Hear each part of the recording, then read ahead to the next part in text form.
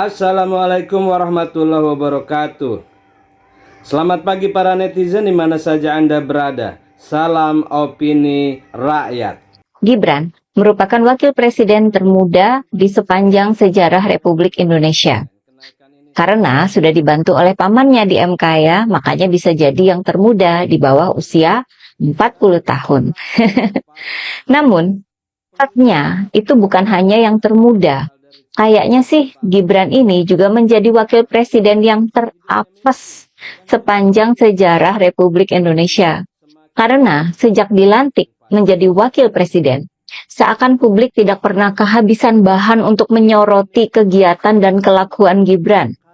Dari yang ngegas pencitraan hingga nggak mau pidato, sampai yang ngilang atau yang ngumpet di acara yang rame. Para netizen itu kan memang sangat awas ya, mata dan telinganya. Terutama kalau ada acara-acara di mana Gibran tampil sebagai wakil presiden. Sehingga hampir tiap hari ada saja video viral seliweran di media sosial yang menyoroti kelakuan Gibran. Jadi memang apes mungkin ya. Atau kena banyak karma karena banyak menyakiti orang sih. Contohnya saja ya, ketika rame-rame soal Gus Miftah yang mencemooh penjual es teh. Kasusnya itu kan sama sekali nggak ada hubungannya sebenarnya ya sama Gibran. Tapi yang namanya netizen ya, bisa aja menemukan benang merahnya dalam rekam jejaknya Gibran. Yakni bahwa Gus Miftah beberapa bulan lalu pernah mengaku kalau dia belajar etika dari Gibran. Sehingga para netizen pun bilang, pantas sekali hinaan yang diucapkan oleh Gus Miftah itu mirip dengan Fufu Fafa. Apa sebenarnya ya Gibran ini? Kebanyakan kena karma kali ya. Saya itu termasuk orang yang percaya sama karma ya. Saya sempat punya feeling. Ya kalau kelakuan Gibran dulu di acara debat capres yang sangat gak etis dan gak beradab terhadap Mahfud MD, itu saya merasa kok kayaknya nanti akan ada karma ya buat Gibran. Ini apa ya? Feeling aja. Mungkin karena saya sangat berempati ya pada Pak Mahfud.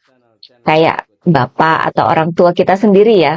Jadi saya seakan bisa merasakan bahwa beliau waktu itu bisa jadi sangat tersinggung dengan kelakuan Gibran. Nah, dulu salah satu hal yang dibahas itu kan soal investor IKN. Dan Gibran sempat menyebut Agung Sedayu Group dengan nada yang merendahkan terhadap Pak Mahfud MD. Namun, sekarang apa yang terjadi? Pendiri Agung Sedayu Group sendiri, Sugianto Kusuma atau Aguan, yang akhirnya membocorkan bahwa investasi di IKN itu merupakan perintah untuk menyelamatkan muka Presiden Jokowi katanya. Blunder besar kan itu buat bapaknya Gibran. Citra Jokowi dan keluarga makin anjlok aja kan ya. Nah, ini bisa jadi merupakan salah satu karma yang menimpa Gibran ya. Gak cuma itu saja. Memang Gibran sudah berhasil jadi wakil presiden ya. Tapi, apakah hidupnya makin nyaman? Makin enak? Memang enak ya, tiap hari diawasi terus oleh publik. Menunggu ada blunder yang terjadi. Mana enak kan? Itu juga karena faktor dari diri Gibran sendiri. Bapaknya saja kan pernah bilang kalau Gibran itu belum cukup punya pengalaman untuk jadi wakil presiden. Jadi ya begitulah.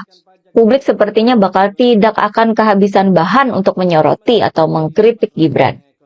Misalnya, dalam waktu 1 mingguan ini aja ya, saya menemukan sampai 5, atau bahkan lebih ya, ada 5 momen yang disoroti oleh para netizen yang merupakan blunder maupun kelemahan dari Gibran sebagai wakil presiden. Oke, yang pertama, ini kejadiannya di acara Hari Disabilitas Internasional. Pada hari Selasa tanggal 3 Desember lalu ya, Gibran waktu itu menyampaikan pidatonya. Cara Gibran berpidato ini yang menjadi sorotan netizen. Sampai seorang netizen menyebut Gibran sebagai wapres magang. Videonya pun beredar di media sosial. Ini warganet menyoroti cara sambutan Gibran yang dinilai terlalu menyontek teks. Gibran terlihat kesulitan mengucapkan kata Paralimpiade Paris. Misalnya pada Paralimpiade Paris tahun ini, Paralimpiade Paris tahun ini, Indonesia. Gibran dinilai terlalu membaca teks pidato. Maksudnya gini, kalau sekedar baca teks, anak sekolahan juga bisa kan? Levelnya kan sudah wakil presiden ya. Masa pidatonya itu lihat teks melulu gitu. Dan kejadian ini pun jadi berita juga ya. Sudah jadi rekam jejaknya Gibran. Yang kedua, ini momennya ketika Gibran memimpin rapat Kemenpora pada hari Rabu tanggal 4 Desember lalu. Wakil Presiden memimpin rapat di kementerian itu kan mestinya udah biasa ya. Namun, mata publik menjadi salah fokus pada cara Gibran memimpin rapat. Yang lebih banyak membaca atau menatap layar tablet yang dia bawa, ketimbang interaksi dengan para peserta rapat. Salah satu netizen menyebut Gibran dengan sebutan Fukufafa. Seperti lagi membaca kayak bocah SD katanya. Sorotan para netizen ini pun menjadi pemberitaan di media. Waduh, jadi berita yang memalukan dong ya. Videonya itu cukup panjang ya. Ini berikut sebagian dari videonya. Hilir saat atletnya menang. Olahraga 4 cakupan DPON harus memiliki rencana kerja yang implementatif dan jelas. Misalnya Dakar punya rally, Inggris punya bola. Perlu perbaikan kurikulum pendidikan olahraga sehingga bisa membentuk pola hidup sehat. Sisa videonya itu ya seperti mendengarkan orang membaca. Dengan nada yang datar gitu ya. Seakan nggak ada semangat dan tujuannya. Padahal orang-orang kementerian yang mengikuti rapat itu kan adalah para pejabat kementerian yang kebanyakan pendidikannya sudah S2 dan S3 ya. Kebayang nggak sih? Para pejabat senior lulusan S2 dan S3 itu mesti mendengarkan wakil presiden yang gak suka baca. Tapi dalam rapat itu dia hanya sekedar membaca saja. Bisa jadi rapatnya nggak pakai diskusi lagi.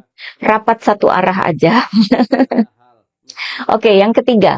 Nah, ini masih cukup hangat ya. Baru kejadian pada hari Selasa lalu, tanggal 10 Desember. Ini terjadi dalam acara penyerahan daftar isian pelaksanaan anggaran atau DIPA 2025 yang dihadiri oleh Presiden Prabowo, Wapres ya, Ketua Dewan Ekonomi Nasional Luhut Binsar Panjaitan, ada Menko Perekonomian Airlangga Hartarto, ada Menteri Keuangan Ibu Sri Mulyani, serta dihadiri oleh para kepala daerah dari seluruh Indonesia ya.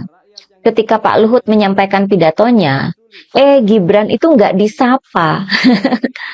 Sampai netizen menyebut bahwa Gibran dicuekin sama Pak Luhut. Netizen ini juga menyebarkan video momen itu ya. Videonya cukup viral ya. Karena kita kan tahu bahwa hubungan Pak Luhut dengan keluarga Jokowi itu kan cukup dekat ya.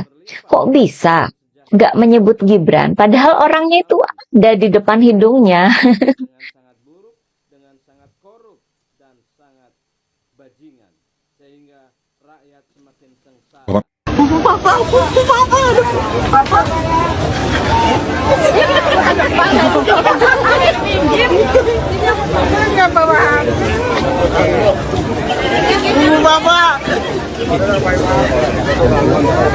Ayo Pak, ayo Pak, Bapak.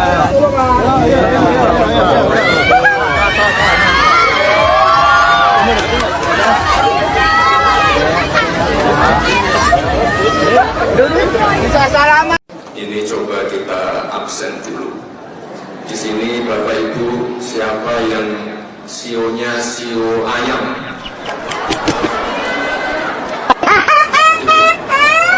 Tangannya di sio kerbau. Sio tikus.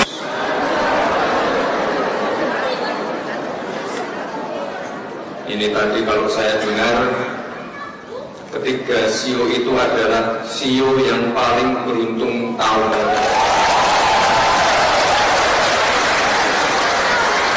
Benar begitu ya? Wakil Presiden Bung Karno dan Muhammad Hatta. Pak Harto, wakil presidennya Sultan Hamengkubuwono. Habibie wakil presidennya. Ada Malik. SBY, wakil presidennya Yusuf Kala mengambil alih masalah-masalah ekonomi, dan SBY anggap dia percaya tuh. Karena misalnya bayangin, wakil presiden Prabowo adalah Gibran. Jauh betul jarak konseptual dia tuh. Saya kritik itu, walaupun saya berteman dengan Pak Prabowo, tapi saya masih kritik keadaan semacam itu. Demikian saudara, apa pendapat Anda silahkan ditulis di kolom komentar. Terima kasih telah menyaksikan video ini sampai selesai. Salam hormat. Wassalamualaikum warahmatullahi wabarakatuh.